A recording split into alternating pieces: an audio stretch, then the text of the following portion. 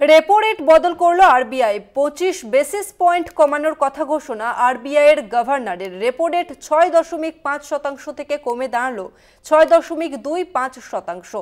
গত 2 বছর repo rate অপরিবর্তিত ছিল, আর এরপর রেপো রেট বদল করলো আরবিআই। এই মুহূর্তে আমাদের সঙ্গে ফোন লাইনে রয়েছে কলকাতা টিভির পলিটিক্যাল এডিটর আশিস চট্টোপাধ্যায়। আশিস দা, অর্থনীতিতে এর কি প্রভাব পড়তে পারে? রেপো রেট হচ্ছে সুদের সেই হার, যে হার বাণিজ্যিক ব্যাংক যখন রিজার্ভ ব্যাংক থেকে টাকা ধার নেয়, স্বল্পকালীন সময়ের জন্য টাকা ধার নেয়, তখন যে হারে রিজার্ভ ব্যাংকে সুদ দিতে হয়। অর্থাৎ রিজার্ভ ব্যাংক যে হারে বাণিজ্যিক ব্যাংকগুলোর থেকে সুদ নেয় সেটাই হচ্ছে রেপো রেট। রেপো রেট যেমন থাকে তার উপরে ব্যাংকগুলো যখন বাণিজ্যিক ব্যাংকগুলো যখন কর্পোরেট হাউস বা সাধারণ লোককে ধার দেয়, এই রেপো রেটের থেকে কিছুটা বেশি হারে তাকে ধার দিতে হয়। যেমন উদাহরণ হিসেবে বলা যেতে পারে 6.5% যখন রেপো রেট থাকে, তখন বাণিজ্যিক ব্যাংকগুলো 8-8.5%-এর কমে ধার দিতে পারে না।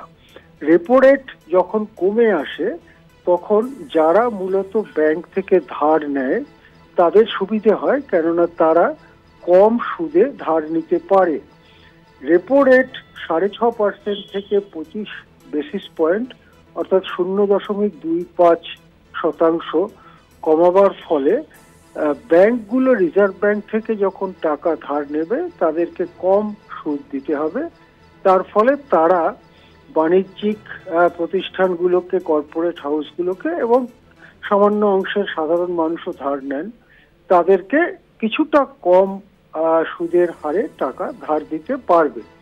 এখন প্রশ্ন হলো যে অনেক দিন এটা অপরিবর্তিত ছিল, হঠাৎ রেপো রেট কমাবার দরকার হলো কেন?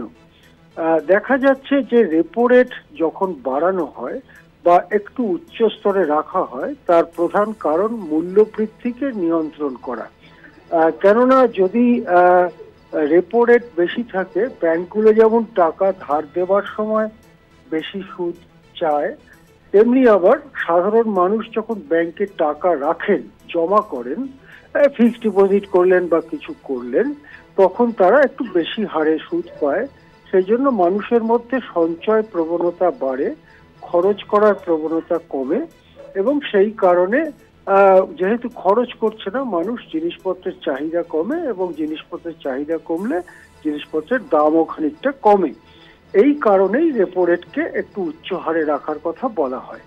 এই রেপো রেট অনেকটাই কম ছিল, প্রায় বছর দুয়েক আগে রেপো রেট বাড়তে শুরু করে এবং বাড়তে বাড়তে 6.5%-এ এসে অনেকদিন থিতু হয়েছিল। তার কারণ ভারত একটা উচ্চ মূল্যবৃদ্ধির জমানার মধ্য দিয়ে যাচ্ছে, জিনিসপত্রের দাম ক্রমাগত বাড়ছে এবং সেটা মাথা নামানোর কোনো লক্ষণ দেখা যায়নি। তাহলে এখন যে রেপো রেট কমানো হলো, এটা কি মূল্যবৃদ্ধি নিয়ন্ত্রণে এসেছে বলে? একেবারেই না। কেননা মূল্যবৃদ্ধি গত মাসেরও যে তথ্য আমাদের কাছে রয়েছে তাতে 5% মূল্যবৃদ্ধি হয়েছে, যেটা রিজার্ভ ব্যাংকের স্বস্তি সীমার অনেকটা উপরে। রিজার্ভ ব্যাংক মনে করে যে 4%-এর কাছাকাছি মূল্যবৃদ্ধি হচ্ছে স্বাভাবিক। সুতরাং এতটা চড়া মূল্যবৃদ্ধি সত্ত্বেও যে রেপো রেট কমানো হলো, তার একটাই কারণ, সেটা হচ্ছে কর্পোরেট মহল থেকে প্রবল চাপ তৈরি করা হচ্ছে কেন্দ্রীয় সরকারের ওপরে এবং রিজার্ভ ব্যাংকের ওপরে, যে তোমরা রেপো রেট কমাও যাতে আমরা সস্তায় ব্যাংক থেকে ধার পেতে পারি।